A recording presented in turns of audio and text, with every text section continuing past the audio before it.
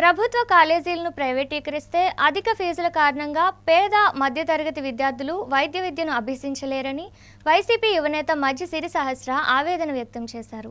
విశాఖ జిల్లా తగరపు వలసలో శుక్రవారం ఆమె కోటి సంతకాల కార్యక్రమం నిర్వహించారు.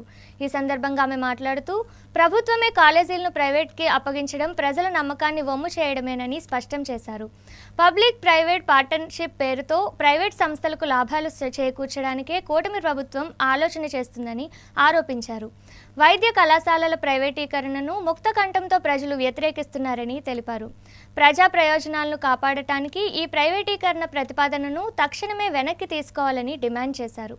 ఈ కార్యక్రమంలో వైసీపీ నాయకులు చిన్నశ్రీను సోల్జర్స్ ఉపాధ్యక్షుడు తోటవాసు, ఇతర సభ్యులు, కార్యకర్తలు, అభిమానులు పాల్గొన్నారు.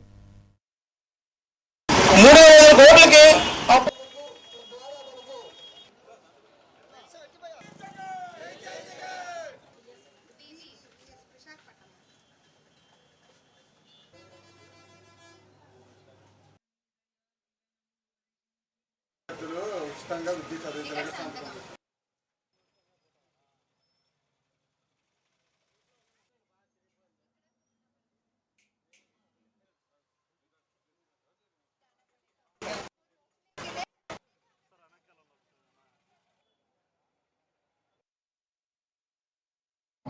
యూత్ కి ఈ అవగాహన కలిగించడం చాలా ఆనందంగా ఉంది. ఇంకా యాక్చువల్లీ అనుకున్న దానికన్నా భారీ ఎత్తున సంతకాలు దొరకడం అంది అదే నిరూపిస్తుంది జనాలందరికీ